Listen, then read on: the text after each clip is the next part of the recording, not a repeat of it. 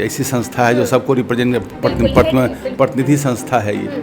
तो इस संस्था में अब रामलाल खेतान जी के पिताजी भी पहले प्रेसिडेंट रह चुके थे बिहार चैम्बर ऑफ कॉमर्स के। अब इलेक्शन कमेटी में नामित व्यक्ति होते हैं जो उस समय के जो लोग पद पर हैं वो नामित करते हैं कि इलेक्शन कमेटी में फलाने व्यक्ति होंगे। बार बार ये बातें आ जा रही हैं कि जो स्ट्रॉन्ग कंटेंडर है, जिससे लग रहा है कि हाँ थोड़ा कंटेस्ट हो जाएगा, कंसेंसस होने की संभावना कम है, उसको एनी हाउ नॉमिनेशन लेवल पर ही काट के निकाल दो। अपील में जो लोग बैठ रहे हैं, कमेटी में जो भी लोग हैं, हमें लगता है कि उनको सुसंगतता से काम लेना चाहिए और कानून के इंटेंट को समझना चाहिए। अनुभव 3 साल का है, उसको किसी भी टेक्निकल ग्राउंड पर हटा दिया जाए और तो इसका करके हम अपने को वायुद्ध होने ही न दें। उसको राजनीति का इतना बड़ा अड्डा बना दे कि हर बात के लिए लोग हाई कोर्ट जाएं और हर बार वहाँ से जाकर न्याय लें, फिर वो स्टे लग जाए, फिर 5-6 साल पड़ा हुआ रह जाए, तो ऐसे में संस्था अपनी संस्था की लाइफ खत्म हो जाएगी। नमस्कार, हमारा नाम है समरीन और आपने देखना शुरू कर दिया है लाइव सिटीज।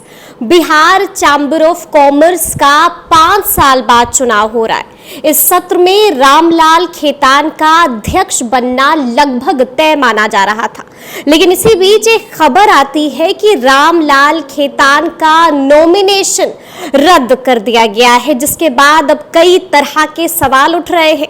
लेकिन सबसे बड़ा सवाल यही है जनाब कि क्या ऐसा किया जा सकता है, क्या कानूनी तौर पर ऐसा करना सही है या फिर नहीं।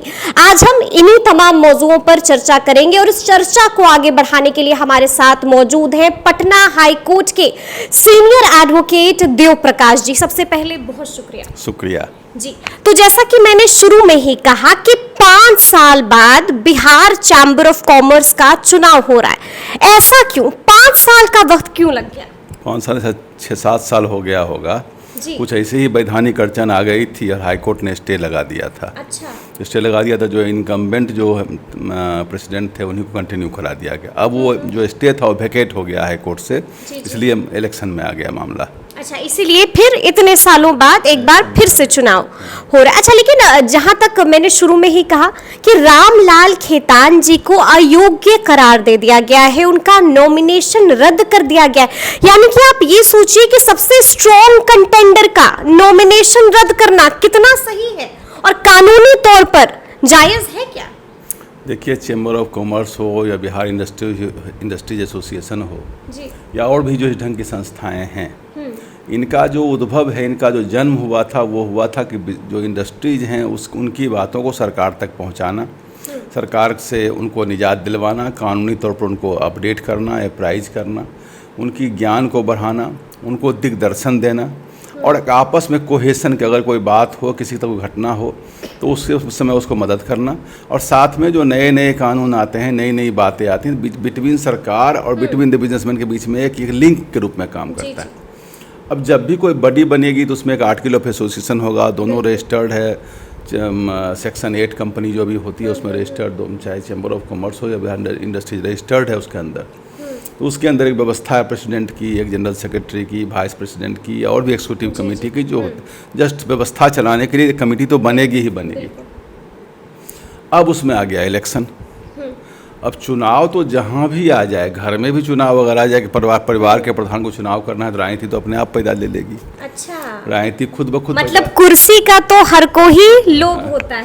हाँ, जबकि उस कुर्सी में ऐसा कोई नहीं कोई वेतन है, बल्कि अपना समय ही जाता है।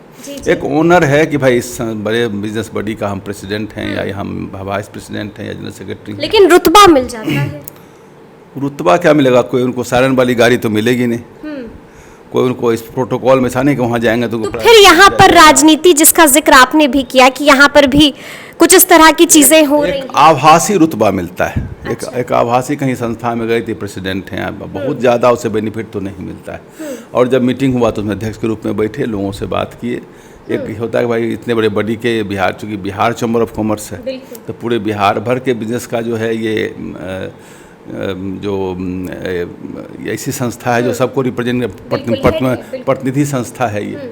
तो ऐसी संस्था में अब रामलाल खेतान जी के पिताजी भी पहले प्रेसिडेंट रह चुके थे बिहार चैम्बर ऑफ कॉमर्स के, और अभी जो पीके अग्रवाल साहब हैं वो भी काफ़ी कैपेबल और काबिल व्यक्ति हैं, ऐसा नहीं है, उनका भी कोई निगेटिव हिट नहीं है, अच्छे आदमी हैं वो भी। उन्होंने बड़े ढंग से चलाया है चैम्बर ऑफ कॉमर्स को, हम लोगों को बड़ी अर्थ से अच्छा उनसे स्नेह मिलता है। दो तीन बातें जो है कानून के विद्यार्थी होने के नाते हमारे मन में कभी कभी आती है कि इलेक्शन तो हर जगह इंडिपेंडेंट तरीके से होना चाहिए। इलेक्शन सरकार भी कराती है, तो इलेक्शन जो कमीशन होता है उसको सरकार से मतलब नहीं होनी चाहिए। वैसे कल एक विधेयक पास हो गया, चीफ जस्टिस ऑफ इंडिया उसके मेंबर नहीं होंगे, वो अलग बात है, लेकिन यह कहा जाता है कि इलेक्शन कमीशन ऑटोनोमस बॉडी होना चाहिए। तो इलेक्शन यहाँ होता है इलेक्शन कमेटी। अब इलेक्शन कमेटी में नामित व्यक्ति होते हैं जो उस समय के जो लोग पद पर हैं वो नामित करते हैं कि इलेक्शन कमेटी में फलाने व्यक्ति होंगे। अब जब इलेक्शन कमेटी बन गई, उसी के अंदर एक स्क्रूटनी कमेटी होती जिसका काम होता है कि जब भी कोई नॉमिनेशन फाइल होगा तो प्रथमतः उसको जांच करेंगे कि वह सही है, कि उनके नियमानुकूल है कि नहीं। अभी कुछ दिनों से ये बात बराबर जिस कारण मामला हाईकोर्ट तक पहुंच जा रहा है, बार बार ये बातें आ जा रही हैं कि जो स्ट्रॉन्ग कंटेंडर है, जिससे लग रहा है कि यहाँ थोड़ा कंटेस्ट हो जाएगा, कंसेंसस होने की संभावना कम है, उसको एनी हाउ नॉमिनेशन लेवल पर ही काट के निकाल दो। अच्छा, स्क्रूटनी लेवल पर ही निकाल दो। This is the most unhealthiest trend in these bodies. इससे ज़्यादा गलत व्यवस्था नहीं हो सकती। अच्छा, लेकिन ठीक है, जैसा कि आपने बताया कि अब ये चलन चल रहा है, लेकिन बात ये है कि कानूनी तौर पर ऐसा क्या किया जा सकता है, ऐसा करना जायज़ है या फिर नाजायज़ तरीके से हो रही है? देखिए, उनका कानून नहीं होता, उनका होता है बायलॉज, जिसको उप कानून कहा जाता है। वो देश के कानून से नहीं, पहले उप के कानून से। इसे बायलॉज का भी एक सिस्टम बना हुआ है कि बायलॉज के ऊपर लॉ प्रिवेल करेगा। उनका जो इंटरनल बायलॉज है, जो ROC में जाके देते हैं, वो बायलॉज से ही गाइडेड होते हैं। उसमें एक क्लॉज है 6D आर्टिकल ऑफ एसोसिएशन में, उसमें थोड़ा सा भेग टाइप की कुछ भाषा है, चूँकि बहुत पहले का बना हुआ है, बहुत स्पष्टता नहीं है, उसमें ग्रे एरिया है। अब एक जगह उन्होंने कहा कि मेंबर कौन होगा, तो बोला मेंबर कोई संस्था ही हो सकती, मेंबर व्यक्ति नहीं हो सकता, व्यक्ति उसका रिप्रेजेंटेटिव होगा। तो मेंबर का एक इकाई हो गया संस्था, तो संस्था अगर मेंबर है, व्यक्ति उसका प्रतिनिधि है। दूसरी व्यवस्था हो जाती है कि मेंबर जब ऑफिस बेरर होगा कोई मेंबर, तो वो भी संस्था को ही प्रतिनिधि बन रहा है। लेकिन ऐसा नहीं है कि कोई भी व्यक्ति प्रेसिडेंट बन जाए, वाइस प्रेसिडेंट बन जाए, तो उसके कंपनी में और भी लोग डायरेक्टर होंगे, तो उस दिन वो आके बैठ जाए, भाई हम इस कंपनी के प्रतिनिधि आज हम हैं। तो जब पद पर चले जाते हैं तो उस पद पर जाने के बाद वो प्रतिनिधि मात्र ही नहीं रह जाता, वो व्यक्ति हो जाता है। यह जो एक क्लॉज 6D है, उसमें अनुभव की प्राथमिकता दी गई है कि ऐसा नहीं कि आज आप ज्वाइन करिए और कल को ऑफिस बेयरर बन जाइए। तो उन्होंने कहा कि जो कमेटी उनकी बनेगी, एग्जीक्यूटिव कमेटी बनेगी, एग्जीक्यूटिव कमेटी बनने के लिए 2 साल कार्य करने का उसमें अनुभव होना चाहिए, और वो किसी संस्था के प्रतिनिधि के रूप में। लेकिन जब ऑफिस बेयरर की बात हुई, जिसमें वाइस प्रेसिडेंट बनते हैं या प्रेसिडेंट बनते हैं या जनरल सेक्रेटरी बनते हैं, उसमें उन्होंने कहा कि 3 साल तक, तीन पूरा साल तक का मेंबरशिप आपका होना चाहिए। अब जिस ग्राउंड पर इनको डिस्क्वालीफाई कर रहे हैं, उन्होंने वो कह रहे हैं कि 2 साल तक आपने X कंपनी का प्रतिनिधित्व किया और 1 साल आपने Y कंपनी का प्रतिनिधित्व किया। अब बताइए, कोई आदमी का अगर यह हो जाए कि आप MLA रहे हैं 3 टर्म, तभी मंत्री बनाएंगे, तो 3 टर्म MLA रहे, तो हो सकता है 1 टर्म MLA रहें बेगूसराय से, अगला टर्म नवादा से, उसके अगला टर्म बरबीघा से हो जाए, क्या नाम है यहाँ से, मुंगेर से हो जाए। ऐसा कुछ थोड़े है कि आप उस व्यक्ति का अनुभव क्रिएट, अनुभव किसका, अनुभव तो उस नॉन लिविंग पर्सन का क्रिएट नहीं होगा। अनुभव जब होगा तो देखिए, कंपनी क्या होती है, संस्था की, वो आर्टिफिशियल पर्सन है, वो उसको रिप्रेजेंटेशन होगा तभी उसमें लाइफ आएगा। जो अनुभव क्रिएट होगा वो व्यक्ति में क्रिएट होगा। और इसका जो इंटेंट ऑफ द प्रोविज़न है 6D का, उसका यह मतलब होता है कि अनुभव होना चाहिए। तो 3 टर्म का अनुभव इनके पास में है।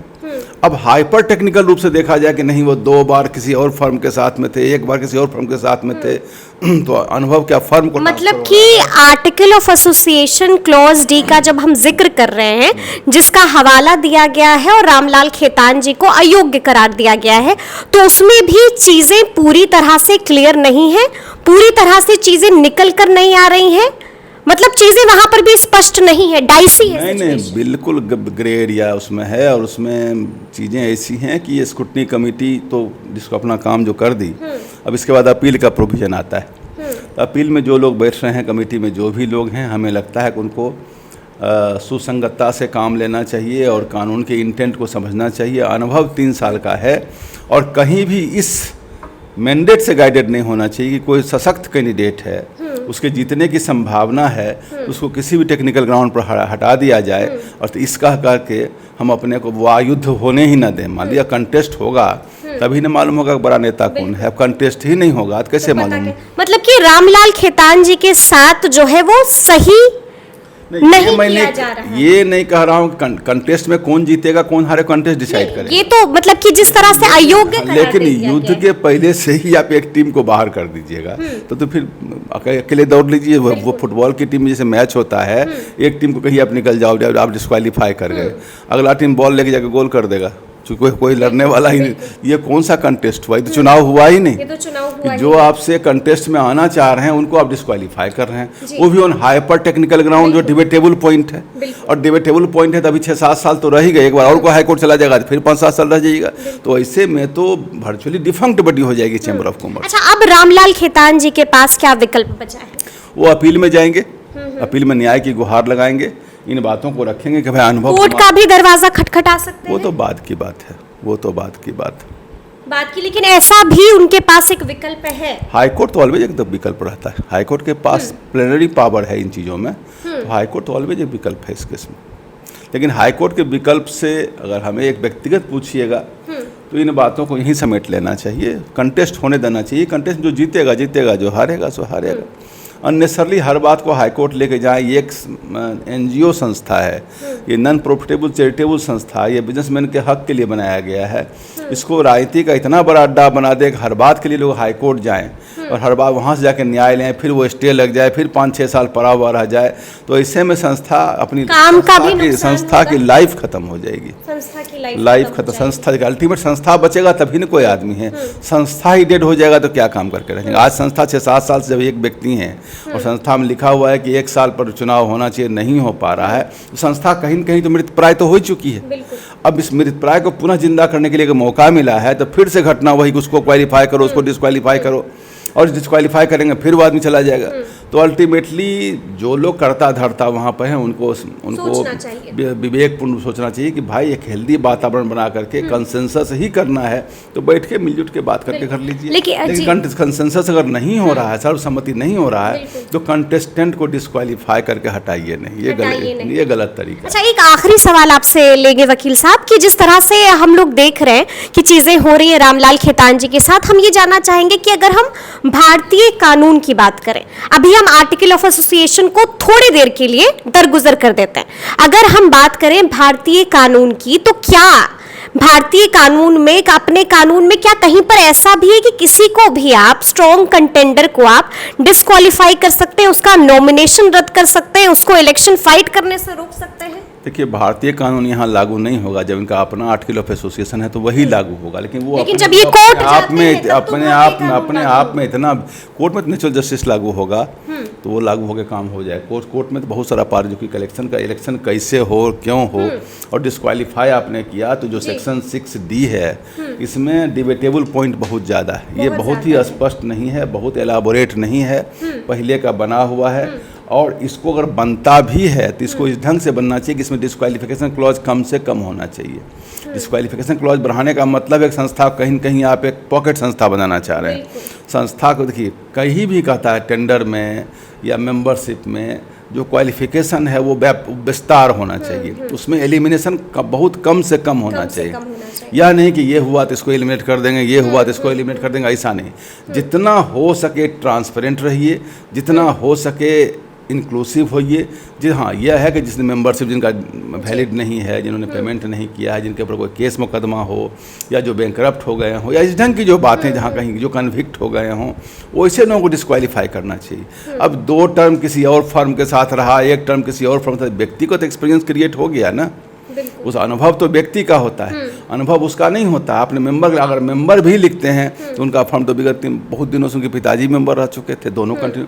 तो आइदर ऐसा हो सकता है कि अब दोबारा से जो है इनको नॉमिनेशन फाइल करने का मौका दिया जाए। नहीं, इस पर चर्चा अभी अपील का है उपाय। उसमें अपील में जो कमेटी बैठेगी वो देखेगी, अगर वो देखती है और उसको समेट लेती है हम समझते हैं बिहार चैम्बर ऑफ कॉमर्स के हक में अच्छा होगा, अन्यथा एक अननेसरली एक एप्पल ऑफ डिस्कॉर्ड वहाँ रह जाएगा, जिसका कुछ भी परिणाम हो सकता है। कुछ भी परिणाम हो सकता है। तो अब देखना होगा कि आने वाले वक्त में क्या कुछ होता है। रामलाल खेतान की मुश्किलों पर विराम लगता है या फिर रामलाल खेतान की मुश्किलें बढ़ती हैं, ये भी अब आने वाला वक्त ही बताएगा। तो इस तरह के तमाम अपडेट्स के लिए ऐसे ही हमारे साथ बने रहिएगा और देखते रहिएगा लाइव सिटीज। बहुत शुक्रिया।